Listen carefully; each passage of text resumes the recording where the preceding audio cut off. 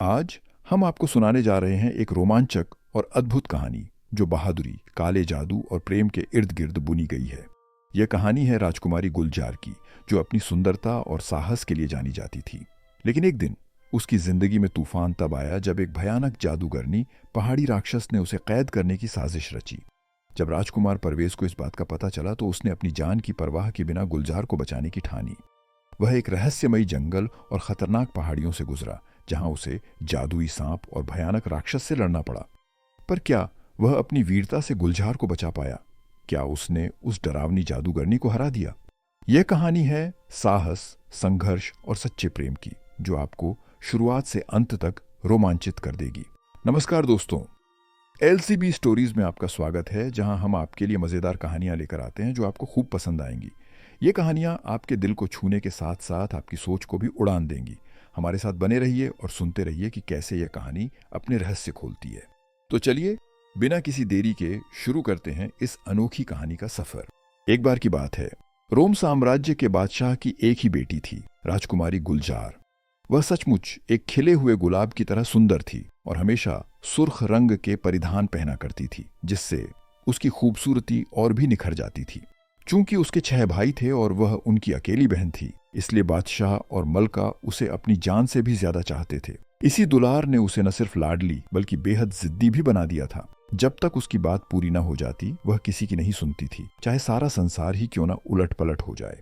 राजकुमारी की 4 सखियां थीं जो हर समय उसके साथ रहती और अपनी मीठी मीठी बातों से उसका दिल बहलाया करती।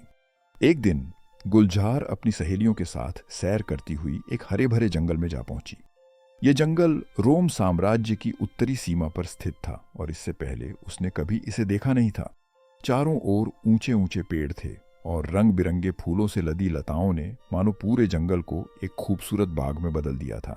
यह जंगल तो किसी आम बाग जैसा नहीं लगता, उसकी एक सखी ने आश्चर्य से कहा। हाँ, ऐसा लगता है जैसे हम जन्नत के किसी बाग में आ गए हों। गुलजार ने आंखें चमकाते हुए जवाब दिया। हर ओर खिले फूलों के नर्म गलीचे बिछे थे, झरने कलकल बह रहे थे और पंछियों की चहचहाहट पूरे माहौल को मंत्रमुग्ध कर रही थी। हमें तो आज तक इस जंगल के बारे में किसी ने कुछ नहीं बताया, वरना हम तो हर दिन यहां आ जाते, दूसरी सखी ने खुश होकर कहा। गुलजार के दिल में इस अद्भुत जंगल के प्रति एक अजीब सा आकर्षण जाग उठा। राजकुमारी गुलजार ने हैरानी से इधर उधर नजर दौड़ाई। चारों ओर प्रकृति की अद्भुत छटा बिखरी थी, लेकिन तभी उसकी नजर दूर घने पेड़ों के बीच एक सुंदर महलनुमा मकान पर पड़ी। मकान की छतें सुर्ख रंग की टेढ़ी मेढ़ी थीं और चारों ओर रंग बिरंगे फूलों की बहार फैली हुई थी। यह नजारा इतना अद्भुत था कि वह मंत्रमुग्ध रह गई। अरे, इतनी खूबसूरत जगह पर यह शानदार महल किसका हो सकता है? गुलजार ने आश्चर्य से कहा। जो भी यहां रहता होगा उसे फूलों से गहरा लगाव होगा, उसकी एक सखी ने जवाब दिया। वाकई यह जगह तो किसी स्वर्ग से कम नहीं लगती। चलो देखते हैं कि यह महल किसका है, गुलजार ने उत्साह से कहा और तेजी से महल की ओर बढ़ने लगी। उसकी सखियां भी उसके पीछे पीछे चल दीं। महल के मुख्य द्वार के सामने एक सुंदर तालाब था, जिसमें कमल के पत्ते पानी पर तैर रहे थे। चारों ओर फूलों के नर्म गलीचे बिछे थे और यहाँ के पेड़ भी असाधारण रूप से सुंदर लग रहे थे। दरवाजा खुला हुआ था और राजकुमारी गुलजार अपनी सहेलियों के साथ अंदर दाखिल हो गई। भीतर का नजारा तो और भी भव्य था। महल का हर कोना बारीकी से सजा हुआ था। झूमर की रोशनी दीवारों पर अद्भुत छायाएं बना रही थी और हर वस्तु जैसे राजसी वैभव का प्रतीक थी, लेकिन वहां कोई नजर नहीं आ रहा था। वे सब महल के अंदर घूम ही रही थीं कि अचानक एक बरामदे में पहुंचते ही गुलजार ठिठक गई। उसकी आंखें विस्मय से फैल गईं। सामने एक राजसी युवक खड़ा था जो एकटक उन्हें देख रहा था। उसके सिर पर सुर्ख रंग की शानदार पगड़ी बंधी थी, जिस पर चमचमाते हीरों से जड़ा एक बेशकीमती ताज सुशोभित था। उसकी पगड़ी से ऊपर सफेद रंग के पंख लहरा रहे थे, जो उसकी शाही पहचान को और प्रभावशाली बना रहे थे। गुलजार और उसकी सखियां स्तब्ध रह गईं। यह युवक कौन था? राजकुमार की पोशाक भी उतनी ही भव्य थी जितनी उसकी शाही पगड़ी, लेकिन उससे भी अधिक अद्भुत थी उसकी खुद की खूबसूरती, जैसे किसी कलाकार ने बेमिसाल नजाकत से उसे गढ़ा हो। अरे, ये कौन है? किस राज्य का राजकुमार है? राजकुमारी गुलजार ने आश्चर्य से कहा। उसकी सखियां भी स्तब्ध थीं। वह राजकुमार बस खामोश खड़ा था, उनकी ओर देखता हुआ, लेकिन बिना कोई प्रतिक्रिया दिए। शहजादी हुजूर, ये तो बोलता ही नहीं। एक सखी ने हैरानी से फुसफुसाया। शायद इसे हमारी शहजादी की खूबसूरती देखकर झटका लग गया है, दूसरी सखी ने हंसते हुए कहा।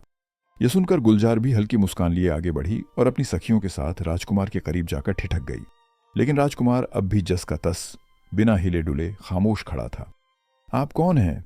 गुलजार ने सीधी नजरें जमाकर पूछा। अचानक एक धीमी लेकिन गहरी आवाज गूंजी।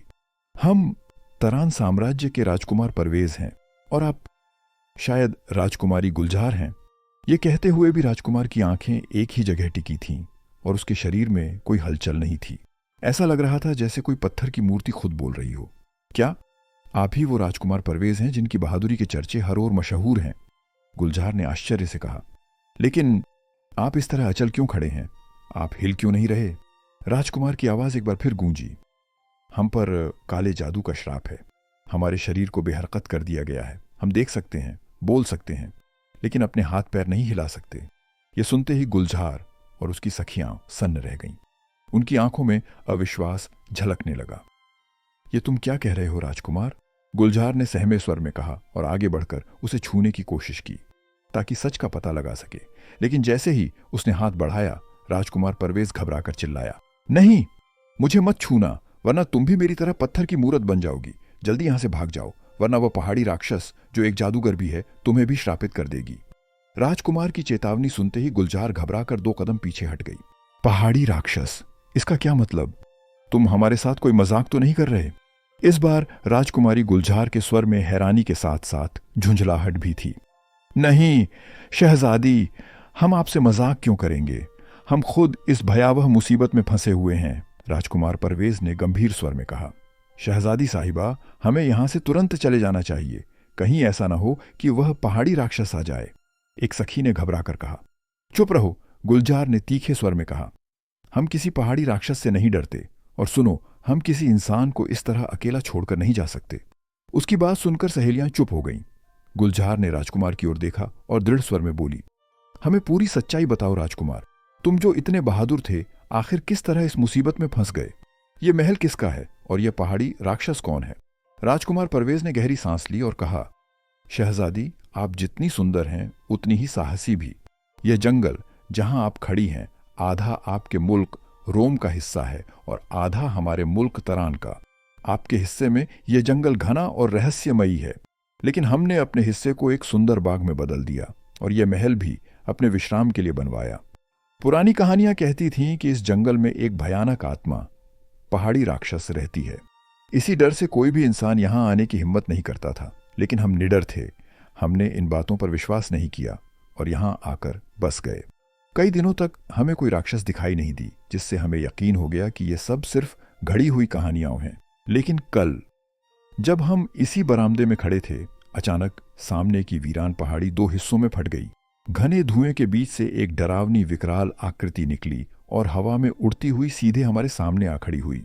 जैसे ही हमने अपनी तलवारें उठानी चाही, उसने कुछ अजीब सी मंत्रमुग्ध करने वाली आवाज में शब्द बोले और हम पर फूंक मार दी। बस उसी पल हमारा पूरा शरीर सुन्न हो गया। हम देख सकते हैं, बोल सकते हैं, लेकिन हिल नहीं सकते। फिर वह डरावनी राक्षस जोर जोर से हंसने लगी और बोली, क्योंकि तुम बहुत बहादुर थे, इसलिए मैंने तुम पर जादू कर दिया है। अब तुम हमेशा के लिए इसी हाल में रहोगे और जो भी तुम्हें छुएगा वह भी तुम्हारी तरह हो जाएगा। इतना कहकर वह भयंकर अट्टहास लगाती हुई पहाड़ियों में वापस समा गई। राजकुमार परवेज ने अपनी बात खत्म की और उसकी आंखों में गहरी पीड़ा झलकने लगी। गुलजार और उसकी सखियां स्तब्ध खड़ी थीं। यह सब सुनकर उनके रोंगटे खड़े हो गए थे। अच्छा, तो यह सुंदर बाघनुमा जंगल आपके राज्य का हिस्सा है। हमें यह मालूम नहीं था राजकुमार, वरना हम आपकी अनुमति के बिना कभी यहां नहीं आते, राजकुमारी गुलजार ने संकोच से कहा। राजकुमार परवेज ने हल्की मुस्कान के साथ उत्तर दिया, शहजादी, इसमें अनुमति की कोई बात नहीं। आप जैसी सुंदर और बहादुर राजकुमारी के लिए तो पूरा तरान राज्य ससम्मान प्रस्तुत है। लेकिन कृपया आप यहां से चली जाइए। कहीं ऐसा ना हो कि वह भयंकर राक्षस फिर से आ जाए और आपको भी मेरी तरह श्रापित कर दे। गुलजार की आंखों में संकल्प की चमक थी। उसने दृढ़ता से कहा, नहीं राजकुमार, हम आपको इस मुसीबत से मुक्त कराए बिना यहां से नहीं जाएंगे। लेकिन हमारे पास कोई हथियार नहीं है, हम तो केवल सैर करने आए थे। राजकुमार ने थोड़ा सोचकर कहा, महल के अंदर एक कक्ष में मेरी तलवारें रखी हैं। लेकिन शहजादी, आप इस राक्षस का सामना कैसे करेंगी? वह सिर्फ एक राक्षसी नहीं बल्कि एक जादूगरनी भी है। अगर उसने मुझ पर जादू न किया होता तो मैं अवश्य ही उसका अंत कर चुका होता।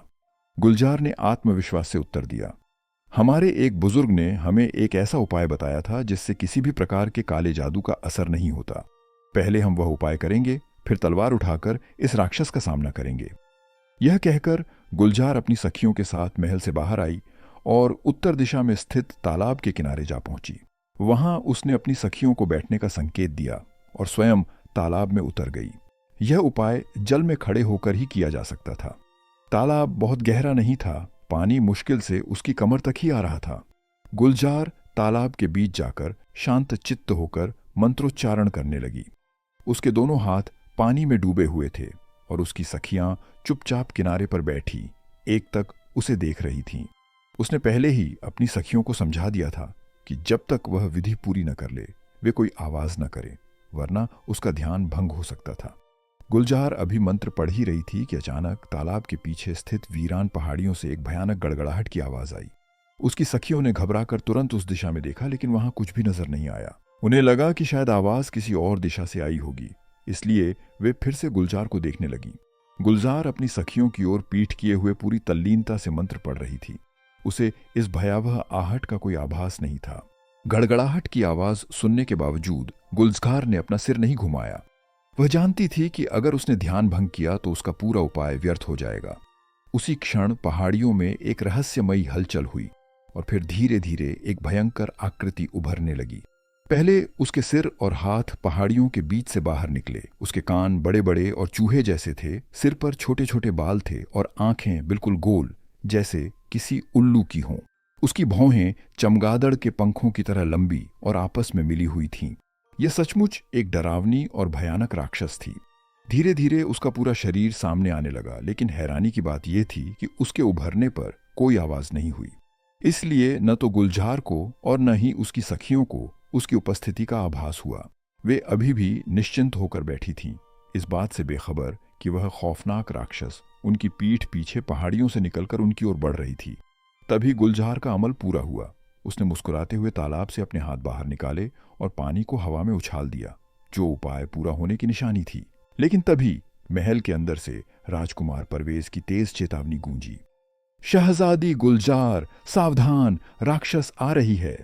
गुलजार और उसकी सखियों ने यह सुनते ही घबराकर पीछे मुड़कर देखा और जो दृश्य उनके सामने था उसे देखकर उनकी रूह तक कांप गई। खौफनाक राक्षस अब पूरी तरह पहाड़ियों से बाहर निकल चुकी थी और डरावनी चीखें मारते हुए उनकी ओर तेजी से बढ़ रही थी। उनकी आंखों के सामने वह विकराल दैत्य सीधी उन्हीं की ओर बढ़ रही थी। यह देखकर गुलजार की सखियां घबराकर बुरी तरह चीख पड़ी। महल की ओर दौड़ो, गुलजार ने तेज आवाज में आदेश दिया। उसे इस बात की राहत थी कि राक्षस के आने का आभास तब हुआ जब उसका उपाय पूरा हो चुका था। अगर वह बीच में ही प्रकट हो जाती और उसकी सखियां डरकर चिल्ला पड़ती या गुलजार ध्यान भंग कर देती तो सारा प्रयास बेकार हो जाता। अब कम से कम वह इस पर अपना काला जादू नहीं कर सकती थी। गुलजार की आवाज सुनते ही उसकी सखियां और डर से चिल्लाती हुई महल के दरवाजे की ओर दौड़ पड़ी। राजकुमारी गुलजार भी अपनी सखियों के पीछे पीछे महल की ओर दौड़ रही थी, लेकिन तभी राक्षस भयंकर अट्टहास करते हुए उनके सिरों पर आ पहुंची। अगले ही क्षण उसकी सखियां भागते भागते अचानक अचल हो गईं। उनके शरीर निष्क्रिय हो चुके थे। राक्षस ने उन पर अपना काला जादू कर दिया था, लेकिन जब उसने गुलजार पर भी वही जादू चलाया तो कुछ अजीब हुआ। उसके शरीर को जोरदार झटका तो लगा, लेकिन वह पत्थर की मूर्ति नहीं बनी। उसने अपनी गति भी नहीं रोकी और तेजी से महल के उस कक्ष की ओर भागी जहां राजकुमार परवेज की तलवारें रखी थीं। राक्षस कर्कश चीखें मारते हुए उसके पीछे पीछे दौड़ी, लेकिन राजकुमारी गुलजार किसी साधारण युवती की तरह डरने वाली नहीं थी। उसने वर्षों तक अपने राज्य के श्रेष्ठ योद्धाओं से तलवारबाजी सीखी थी। बिजली की तेजी से उसने तलवार उठाई और एक सशक्त योद्धा की भांति उस भयानक राक्षस के सामने अडिग खड़ी हो गई। राक्षस की आंखें क्रोध और आश्चर्य से जल उठीं। उसने गुस्से से चिल्लाकर पूछा, तुम पर मेरे जादू का असर क्यों नहीं हुआ? गुलजार के चेहरे पर आत्मविश्वास झलक उठा। उसने गर्वित स्वर में उत्तर दिया, क्योंकि मैंने अपने बुजुर्गों द्वारा बताया गया वह उपाय पूरा कर लिया है। अब तुम्हारे किसी भी जादू का मुझ पर असर नहीं होगा और अब मैं इसी तलवार से तुम्हारा अंत करने जा रही हूं। राक्षस ने एक कर्कश ठहाका लगाया और बोली, तुम सचमुच निडर और बहादुर हो राजकुमारी, और मुझे तुम्हारी यही बहादुरी पसंद आई, लेकिन अब मैं तुम्हें अपनी गुप्त काली गुफा में ले जाऊंगी, जहां तुम्हें तब तक कैद रखा जाएगा जब तक तुम्हारे इस अमल का प्रभाव समाप्त नहीं हो जाता। इसके बाद मैं तुम्हें अपने जादू से हमेशा के लिए अपना गुलाम बना लूंगी। ये कहते ही राक्षस ने अपने लंबे भयंकर पंजे बढ़ाकर गुलजार को पकड़ने के लिए झपटा, लेकिन गुलजार पहले से तैयार थी। उसने बिजली की गति से तलवार घुमाई और राक्षस पर जोरदार वार किया, लेकिन तभी तलवार के राक्षस के शरीर से टकराते ही उसमें से एक अजीब सी ध्वनि निकली और देखते ही देखते तलवार के 2 टुकड़े हो गए। राक्षस का शरीर किसी पहाड़ी चट्टान की तरह सख्त और अटूट था। शहजादी गुलजार की तलवार उस पर बेअसर हो गई थी और जैसे ही उसकी तलवार टूटकर 2 टुकड़े हुई, उसने झटपट दूसरी तलवार उठाने की कोशिश की, लेकिन राक्षस उससे भी अधिक तेज थी। वह जोर से अट्टहास करते हुए झपट्टी और अपने भयंकर पंजों से शहजादी गुलजार को जकड़ लिया। शहजादी गुलजार ने पूरी ताकत से खुद को छुड़ाने की कोशिश की, लेकिन राक्षस की पकड़ लोहे जैसी मजबूत थी। उसे लगा जैसे वह किसी अटूट जंजीर में बंध गई हो। राक्षस ने गहरी कर्कश आवाज में कहा, तुम मेरा मुकाबला नहीं कर सकती राजकुमारी गुलजार। इस संसार की कोई भी ताकत मुझे हरा नहीं सकती। और सुनो, अगर तुमने ज्यादा छटपटाने की कोशिश की तो मैं तुम्हारी गर्दन अभी मरोड़ दूंगी। राजकुमार परवेज यह दृश्य देखकर तड़प उठा। उसने चीख कर कहा, राक्षस, शहजादी को छोड़ दो। मैं तुमसे विनती करता हूं, तुम चाहो तो मुझे मार डालो, लेकिन शहजादी को कुछ मत करना, वह मेरी मेहमान है। राक्षस ने जोर से ठाका लगाया और व्यंग्य से कहा, ओहो, बड़ी चिंता हो रही है शहजादी की। वाकई यह राजकुमारी बेहद खूबसूरत है, जैसे खिला हुआ गुलाब। अब तो मैं इसे अपनी गुफा में जरूर ले जाऊंगी। फिर उसकी आंखें धूर्तता से चमकी और वह बोली, फिलहाल इसने वह तंत्र किया है, इसलिए मेरा जादू इस पर असर नहीं कर रहा, लेकिन मैं इसे तब तक अपनी कैद में रखूंगी जब तक उस तंत्र का प्रभाव समाप्त नहीं हो जाता, और जैसे ही वह असर खत्म होगा मैं इसे अपने काले जादू से हमेशा के लिए अपना गुलाम बना लूंगी। राक्षस फिर जोर से हंसी। उसकी भयानक आवाज पूरे महल में गूंज उठी। लेकिन तभी शहजादी गुलजार की आंखों में एक अलग ही चमक आई। उसने राक्षस की आंखों में झांककर दृढ़ स्वर में कहा, सुनो राक्षस, मैं तुम्हारी गुलाम बनने के लिए तैयार हूं, लेकिन एक शर्त पर। राक्षस ठिठकी और शंका से बोली, क्या शर्त? शहजादी गुलजार ने साहसिक स्वर में कहा, अगर तुम राजकुमार परवेज को मुक्त कर दो। वह अपने माता पिता का इकलौता बेटा है। अगर वह इसी तरह पत्थर का बना रहा तो उसके माता पिता दुख से मर जाएंगे। राक्षस ने एक ठंडी हंसी के साथ कहा, ठीक है, मैं यह शर्त मान लेती हूं। जैसे ही मैं तुम्हें पहाड़ों में ले जाऊंगी, राजकुमार और तुम्हारी सखियां अपने आप ठीक हो जाएंगी। यह कहते ही राक्षस ने गुलजार को अपनी लोहे जैसी मजबूत बाहों में कसकर जकड़ लिया और हवा में उड़ गई। वह सीधे वीरान और डरावनी पहाड़ियों की ओर बढ़ने लगी। जैसे ही उसके पैर पहाड़ी की चट्टानों से टकराए, ठीक उसी पल राजकुमार परवेज और गुलजार की सखियां एकदम होश में आ गईं। गुलजार की सखियां अपने मित्र को खोने के दुख में रोने लगीं, लेकिन राजकुमार परवेज की आंखों में आंसू नहीं थे, बल्कि एक प्रबल संकल्प चमक रहा था। वह बिना समय गंवाए बिजली की गति से महल के एक कक्ष की ओर दौड़ा। वहां पहुंचते ही उसने लकड़ी की एक पुरानी अलमारी खोली और अंदर रखी एक रहस्यमयी छोटी तख्ती उठा ली। उसने गहरी सांस लेते हुए दृढ़ स्वर में तख्ती से कहा, ओ जादुई तख्ती, मुझे बताओ कि इस पहाड़ी राक्षस का अंत कैसे किया जा सकता है। दूसरे ही क्षण तख्ती पर चमकीले अक्षर उभरने लगे, राजकुमार परवेज, यदि तुम इस राक्षस का अंत करना चाहते हो तो पहले तुम्हें एक विशेष वृक्ष को खोजना होगा, ऐसा कीकर का पेड़ जिसके कांटे 1-1 फुट से भी लंबे हों। उन कांटों को तोड़कर उन्हें धागे से बांधकर अपने गले में डाल लो। इससे राक्षस का जादू तुम पर असर नहीं करेगा। फिर इन पहाड़ियों में एक रहस्यमयी गुफा खोजो, जिसके द्वार पर मौजूद पत्थरों का रंग नीला हो। इस गुफा में एक भयंकर विषैला नाग रहता है। यदि तुम उस नाग को परास्त कर उसका अंत कर सको तो राक्षस की वह ताकत नष्ट हो जाएगी, जिसकी वजह से कोई हथियार उसे नुकसान नहीं पहुंचा सकता। जैसे ही नाग मरेगा, राक्षस स्वतः पहाड़ों से बाहर आ जाएगी। तभी तुम उससे अंतिम युद्ध कर सकोगे। लेकिन सावधान, अगर तुम असफल हुए तो तुम्हारी मृत्यु निश्चित है। राक्षस अत्यंत शक्तिशाली है और उसे हराना आसान नहीं। राजकुमार ने यह पढ़ते ही गहरी सांस ली और दृढ़ता से कहा, धन्यवाद जादुई तख्ती।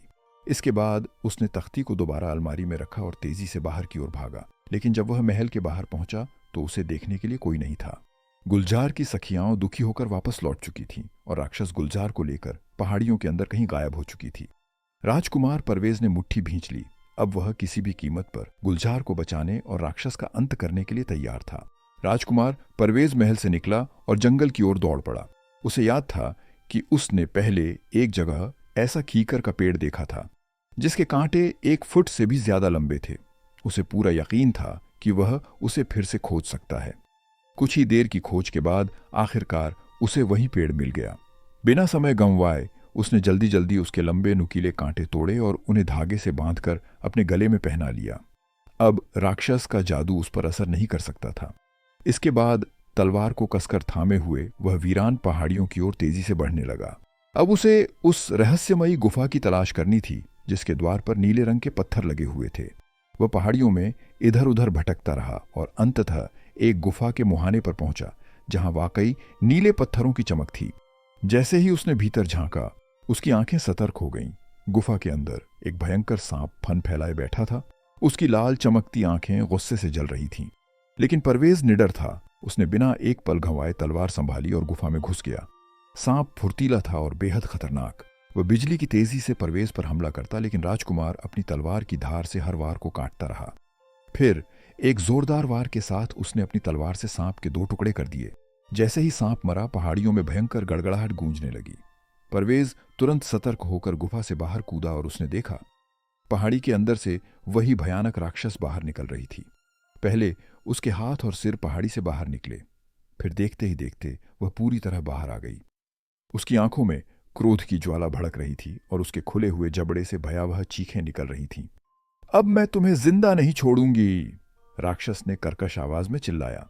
फिर उसने मंत्र बुदबुदाकर राजकुमार पर जादू की फूंक मारनी शुरू कर दी। लेकिन जैसे ही उसके जादू का धुआं परवेज के शरीर से टकराया, कुछ भी असर नहीं हुआ। राक्षस की आंखें आश्चर्य से फैल गईं। यह कैसे हो सकता है? परवेज ने मुस्कुराते हुए कहा, तुम्हारा जादू मुझ पर असर नहीं करेगा। मैंने तुम्हारे जादू से बचने का उपाय कर लिया है। यह सुनते ही राक्षस ने गुस्से से हाथ लहराया और उसके हाथ में एक चमचमाती तेज धार वाली तलवार आ गई। परवेज ने भी अपनी तलवार मजबूती से पकड़ ली और राक्षस की ओर झपटा, और फिर पहाड़ियां तलवारों की झनकार से गूंज उठीं। राक्षस भी तलवारबाजी में निपुण थी।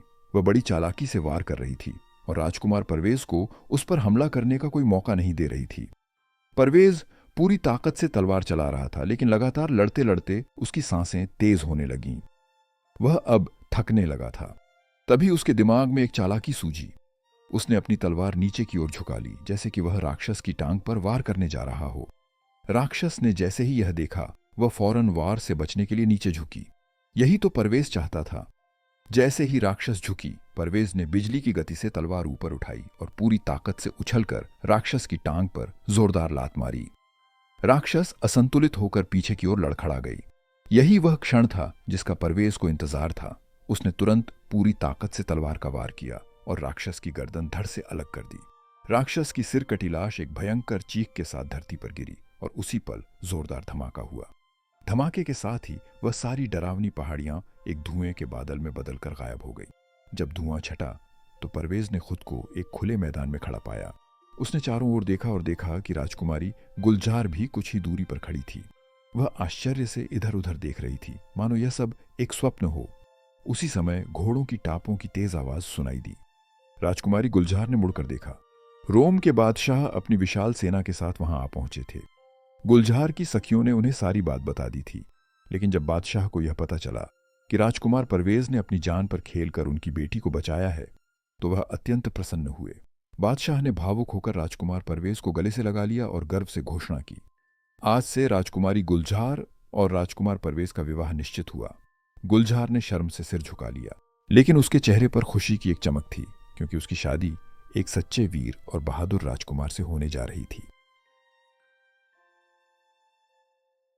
प्यारे दोस्तों, ये थी आज की अजीबोगरीब कहानी। अगर आपको ये कहानी पसंद आई तो कृपया कमेंट में अपनी राय जरूर बताएं और इस वीडियो को अपने दोस्तों के साथ शेयर करें। हम उम्मीद करते हैं कि आपको हमारी आज की यह कहानी पसंद आई होगी। अंत में आपसे एक बार फिर अनुरोध है कि हमारे चैनल को सब्सक्राइब करें और साथ ही घंटी के बटन को दबाएं, ताकि आपको हमारे आने वाली सभी वीडियो का नोटिफिकेशन मिलता रहे। मिलते हैं एक नई कहानी के साथ। तब तक अपना और अपने अपनों का ख्याल रखें और हमेशा खुश रहें। धन्यवाद।